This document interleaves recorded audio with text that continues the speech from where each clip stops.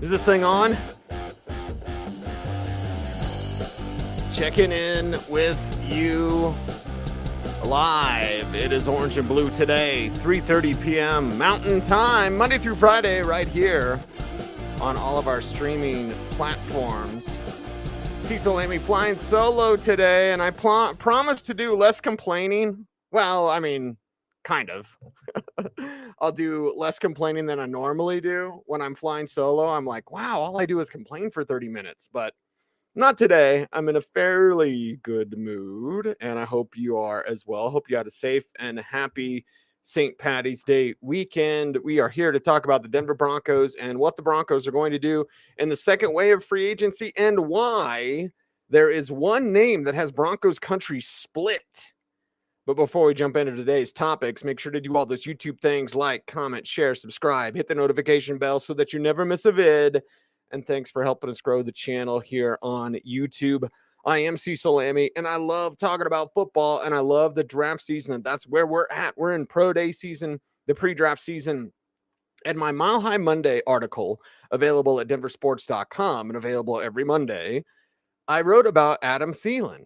And it's always interesting the responses you get from articles and opinions and all these sorts of things. And I'm fine. I got broad shoulders, whether someone agrees with me or doesn't agree with me. That's okay, as long as it's logical and reasoned in a response, as long as it's not personal. I'll have that debate. I think that's what sports and sports talk should be all about. Honestly, it's what life should be about, instead of being so tribal with like, this is the way and then this is the other way and there's only two ways. Like, no.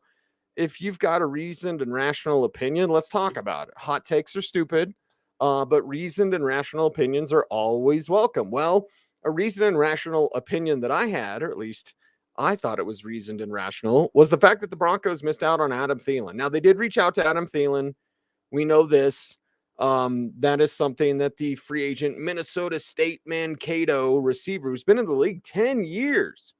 Man alive, time flies by when you're talking football, because it's 10 years for Adam Thielen in the NFL, and Minnesota decides to let him go, and he signs with the Carolina Panthers, gets a big money deal, 3-year contract. It's really basically like a 1-year deal, maybe a 2-year deal.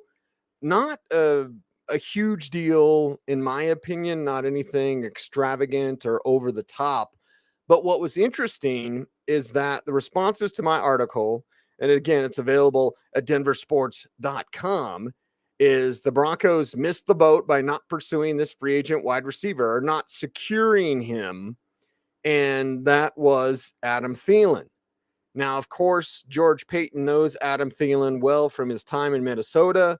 He was part of the staff that helped find Adam Thielen coming out of Minnesota State, Mankato, and you always love those local prospects, those local stories that, undrafted, turns into an all-pro, his second team all-pro 1 year, and a pro bowler for 2 years. Now, people will say, well, wait a second, Cease, Adam Thielen is not the same. He's lost a step. Okay, all those are fair statements, fair opinions, probably very accurate opinions, in my opinion. But he's also scored 30 touchdowns in the last 3 years. Take that combined with Cortland Sutton, Jerry Jeudy, and Tim Patrick, who have 24 touchdowns over the last 3 years combined. And I know that's without Tim Patrick missing a year. But even if Tim Patrick played last year, what's he get? 6 touchdowns? Okay, now it's 30. Now those 3 guys have the same amount of touchdown as one guy. And I understand it was a big season a few years ago that aids and benefits Adam Thielen's numbers in that respect, in that regard. But I just look at it and go, you need red zone weapons, you need help, and you need that security blanket. Russell Wilson needs his whoopee, and Russell Wilson could have had one in Adam Thielen. Now, people will say, with Tim Patrick's that guy. Okay, that's fine. Where's his health status at? Where is he along? Obviously the big body, learn to trust, all these sorts of things. Yes, that's fine. But Tim Patrick can be more than that. Like, Adam Thielen is an underneath possession receiver type of guy. Tim Patrick can do that. He can be a big possession, basically, not necessarily a big slot, but a big possession receiver. But he can do more than that. He can stretch the field on the outside. He can be a red zone threat because of his size. But again, no one had the touchdown totals that Adam Thielen had with Minnesota. And, that was Minnesota not always filling the air with footballs like they did last year. And in fact, last year is when his numbers took a bit of a dip. Again, you're seeing age catch up with Adam Thielen. I'm not saying, this is a huge miss for George Payton. I'm just saying, and they did inquire with him. So it's not like the Broncos aren't looking at receivers. Like there's a few things that we all need to note.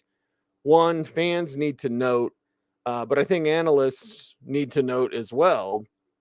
The Broncos are looking for running backs. I don't care how much you loved Latavius Murray or love Javonte Williams.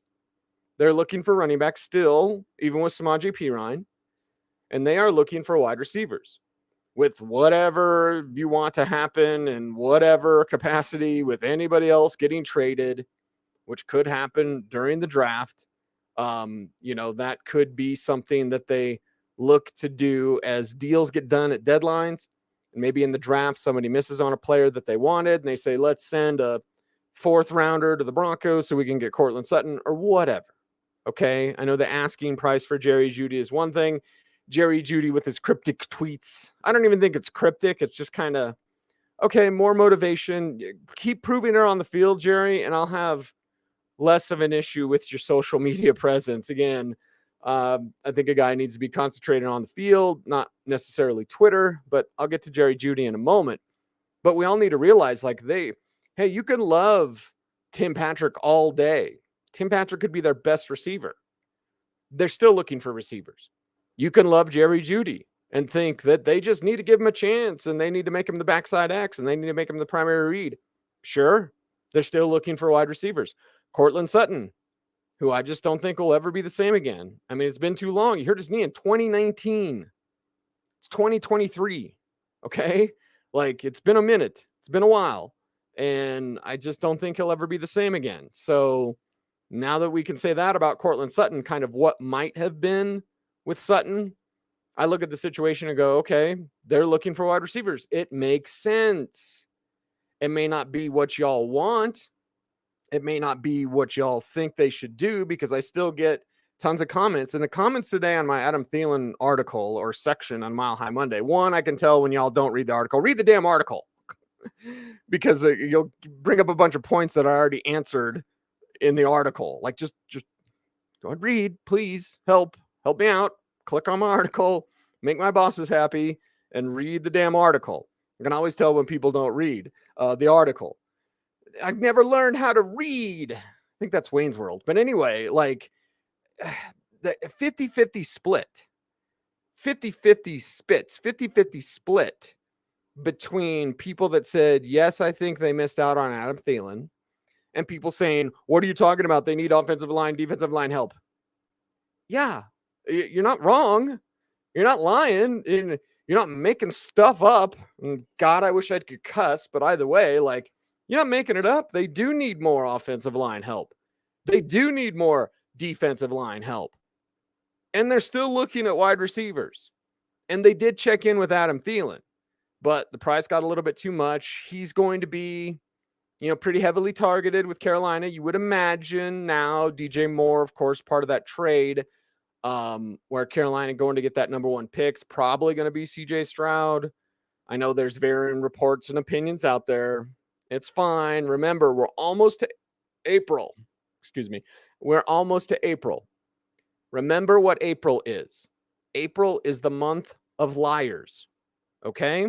So we've got some pro days, wrapping things up before the draft. And when draft boards are put together, here's what happens. Teams start to lie and spread lies through the people in the media that are dumb enough to fall for it. Okay? There's well-sourced information. But if I hear something in April that I didn't hear in January, that I didn't hear in February, that I didn't even hear in March, if I all of a sudden hear it in April, do you know what it is? Garbage. It's a lie. And yet there are people in the media, specifically in the Denver media, it's pretty bad, honestly, that just talk to agents and run with anything that agents or team PR tells you. Team PR, again, it's the access game. They're going to tell you what to say. They're not going to tell you that you have to say it. No one tells me what to say.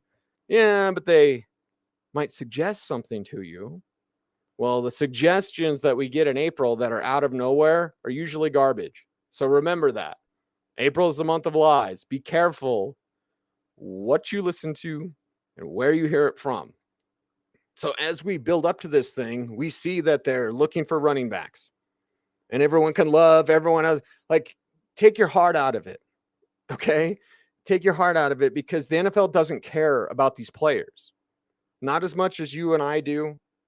Not as much as we would hope they would, especially with these young men, and the things, the bodies they put on the line to play this game. It is a game, but it's also a business, and it's a corporation in the NFL that could give a rat's ass about any of the players that play for it.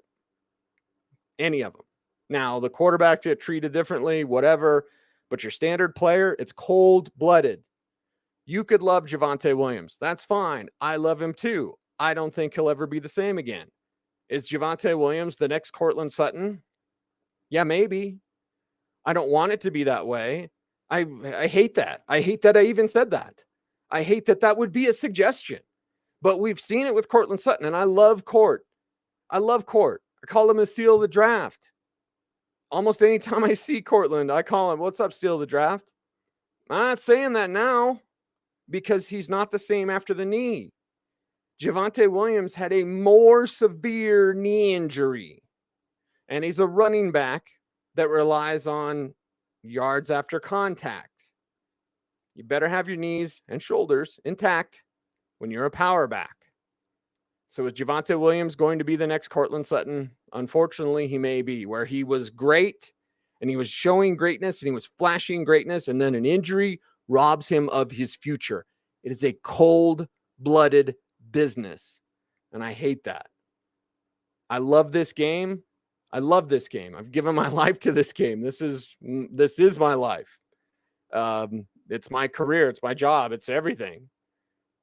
And this business, this game doesn't last for these players. So many players that have come and gone. So many names that we've all forgotten. They just come and go, and you love them while they're here, and then you forget about them. I mean, look at Philip Lindsay, who we'll never forget. We'll never forget you, Phil. Philip Lindsay's career is pretty much done. It's like he just got in the league, he had a couple 1,000-yard seasons, and then nothing ever again, ever. It's a brutal, brutal business. So because of that, teams operate in a cold-blooded manner. Teams operate in a way that they're like, what? Dalton Risner, hometown favorite? Man, we don't care. Philip Lindsay, hometown hero, couple 1,000-yard seasons? Man, we don't care. Javonte Williams showed great. Super happy to get him. Oh, what? He's hurt? Yeah, we don't care. Next. And that's the bottom line. Again, I go pro wrestling anytime I go solo. Let the bottom line. Mr. Tagley Boo. Like, that's just the way this game is. So rather than fight against the stream and shake our fist at the wind, just know that, hey, you love Javonte. I love Javonte. The Broncos are going to draft another running back. That's the way it is. You love Tim Patrick. I love Tim Patrick. The Broncos are going to add a wide receiver if they can. They might add one in the draft, and they've been looking in free agency. This is the second wave of free agency. This is where you can add a guy and there's less pressure for him to work out because it's a second wave. Wait till the third wave of free agency. So you get these waves of free agency. Your guys that you sign immediately, they'd better make an impact. They'd better work out. You are highly paying these players. You're Ben Powers. You're Mike McGlinchey, right? These are the players, especially on that offensive line, which has largely been bad for a long time. Those two gentlemen must be on point. They're first wave free agents. They're highly paid. Your second wave guys, if you would have gotten Adam Thielen, what a nice piece. No one would be saying he needs to lead the team in targets, lead the team in touchdowns, or anything like that. You'd say, what a nice piece, red zone threat, 30 touchdowns in 3 years. Like, that's what you want. Less pressure, less money, less pressure. So the second wave of free agency is going to bring more to the Denver Broncos. They might go out and get a safety. We all love, they brought back PJ Locke, yay, and Caden Stearns, yay. Like, yes, I get it. And y'all fans, this is what I've always said about Broncos fans. Broncos fans aren't dumb. Now, some are dumb because it's a fan base, right? There's some great fans and some not so great fans. But for the most part, Broncos country, one, can see through the BS, hopefully, mostly.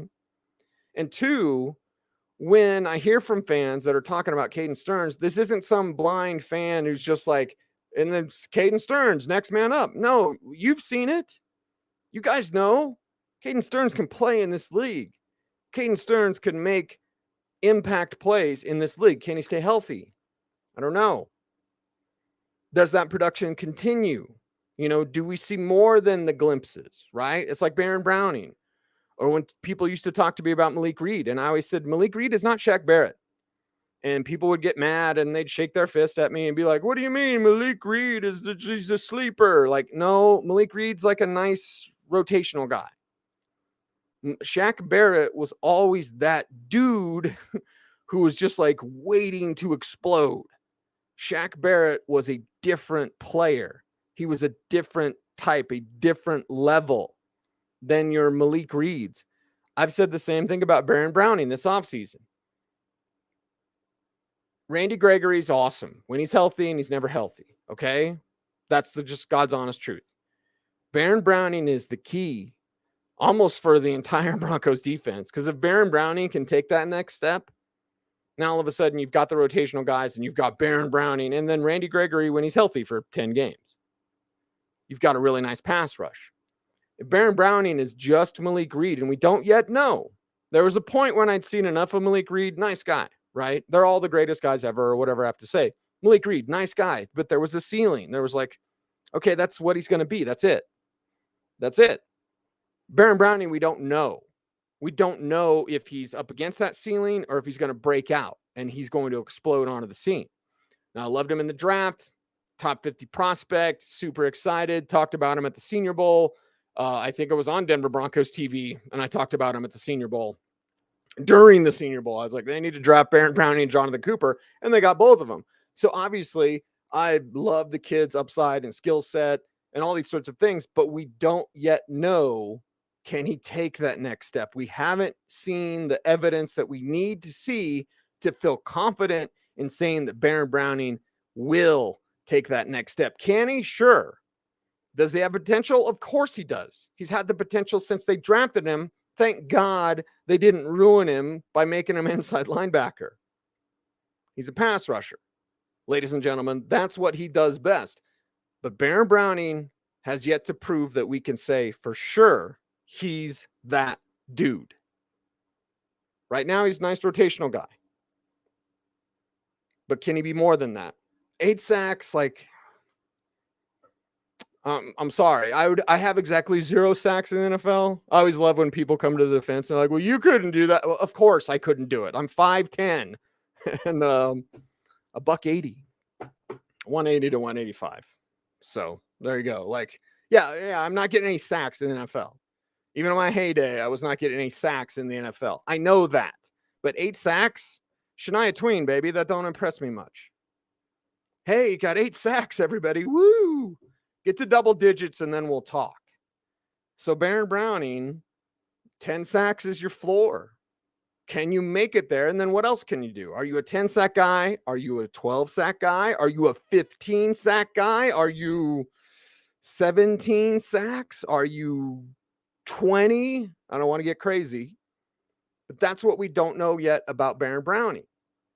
So, and this is where Broncos country comes in, and you identify the talent. Most all of you out there are very good fans. You identify the talent, you know football, and you know what this team is supposed to be. That's why I was very nervous about George Paton. There's a section of the Denver media that's just like, George Paton's great. They don't know everything. I was nervous about George Paton because Minnesota's never won anything, ever. So when you come from a workplace and it's like, this is just kind of the standard was like, okay. And the expectation was like, okay. And Minnesota fans are not Broncos fans. Apologies if you're from Minnesota. Like, seriously. But, like, Broncos fans know the standard is championships. Peyton Manning didn't come here to finish off his career with some good numbers. Peyton Manning came here to win it all. Because Peyton Manning, who knows history, one of the great things about Peyton, and maybe this is why him and I, share moments, is because he knows the history of this game. I mean, he knew Denver before he came here. He knew the tradition. He knew John Elway. Like, he knew the expectations, and he was fine with that because he has his own expectations. Like, yes, Super Bowl. So my problem with George Payton, because I'm not one of those media members who are just like, he's the great, whatever. No, like, we can be critical. We can be fair. We need to be fair, but we can be critical. And when you come from Minnesota where they didn't win anything and they don't have a standard, what's the standard in Minnesota? Seriously? What's the standard? Seriously. Hey, make the playoffs, everybody. That's nothing. We used to make fun. I remember being on ESPN Denver, making fun of another AFC West championship. Hey, guys, go get your AFC West hat. Woo! That's not the Broncos way. Like, hey, AFC West, whatever. Now, it seems like an impossible mountain to climb. Now, after 7 years of torture, awful football for 6 of those years, like, yeah, I get it now. But the standard needs to be different. The standard is something that you need to know if you're with the Denver Broncos. And it's something that I know Sean Payton knows. I hope that George Payton continues to do good work because I think he's done a good job this year. Again, fair. We can be critical. We can question things. It's okay, everybody. We didn't lose that ability yet, did we? To question things like, oh, okay. Yeah, I'm going to question George Payton. But you know what? I'm going to applaud most everything that he's done this offseason. Most everything he's done. And I think it was Carl Mecklenburg. He's my friend on Facebook. I think he posted something about like, yeah, you want it on paper, whatever. And I wholeheartedly agree. I mean, Mech knows everything. I mean, he played 7 different positions in the NFL? Like, if Carl Mecklenburg's saying it, you better listen. And when Mech was like, yeah, they won the offseason on paper, that doesn't mean anything. I go, yeah, it doesn't. Now, I'm glad they did with the offseason on paper because you need some wins. They can't all be L's in Broncos country, but like, yeah, now go win in the really real world. Go win in the regular season. Adam Thielen would have helped you do that. So they're going to be interested in wide receivers, regardless of whatever happens with trading anybody else. They're going to be interested in running backs. They're going to be interested in safeties. I hope they add pass rushers. Honestly, there's a corner I wrote about today. Check out Mile High Monday, denversports.com, that I hope that they draft as well. Probably going to be available when they pick. Probably, but we'll see. And then the Jerry Jeudy thing, Jerry Jeudy taking to Twitter, which, again, if you're playing better, then I don't really care. Like, oh, go tweet all day. Just go out and play good. But Jeudy tweeting yesterday, I could turn you into a hater or a motivator. It's all on how you take it. 100. Okay. The hell's that mean? Could turn you into a hater or a motivator. Just play good football, Jerry. I know Jerry Jeudy can play good football. And with wide receivers, not every wide receiver. I think Randy Moss kind of broke this. But I remember when Marvin Harrison took some time to get going. I remember when Herman Moore took some time to get going. You know, Calvin Johnson shows up and he's awesome immediately. Randy Moss shows up and he's awesome immediately. Justin Jefferson shows up and he's awesome immediately. It used to be there was a 3-year kind of ramp up for wide receivers. Well, and we saw with Jerry Jeudy, like, yeah, there's something there. Now, you got to keep him involved. You got to make him the primary read. And I don't know why people fight that. Like, oh, he's got to be the number one read or else he loses interest. Yeah. Does it work? That's all I care about. Oh, Jerry Jeudy is not dialed in unless he's the number one read. Well, make him the number one read then. So his ass is dialed in on every play. I feel like the moron in The Water Boy when they're standing outside the hospital, and he's like, Mom is sick, she's sleeping, and he's like, well, wake her ass up. Like Jerry Jeudy is only involved. He's only dialed in when he's the number one receiver. Well, make him the number one receiver. Like, come on, you could do it. It's easy. And we saw the talent with Jerry Jeudy.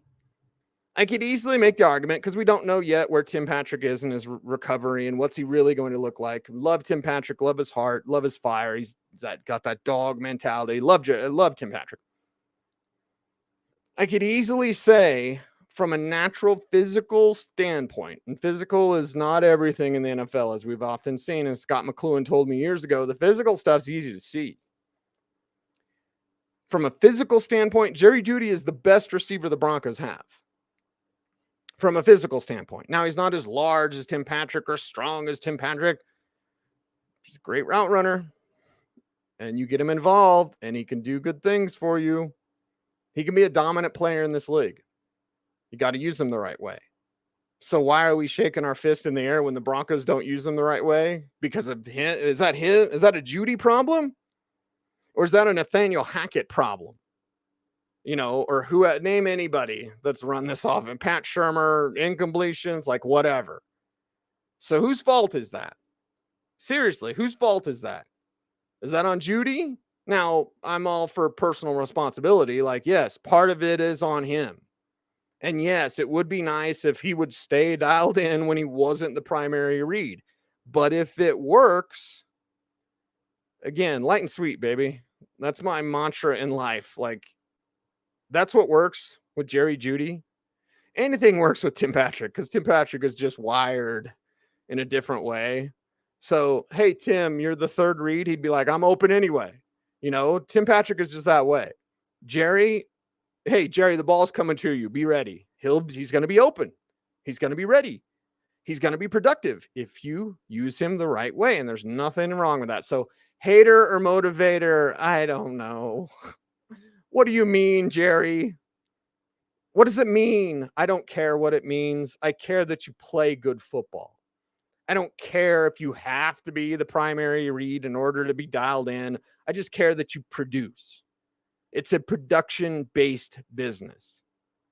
So rather than trade Jerry Jeudy, I would rather the Broncos just slap the 5th-year option on him, start using him, get a bunch of production out of him, and see if his draft stock, his trade value could improve. Or just pay the man. You're going to have Sutton coming off the books soon enough anyway.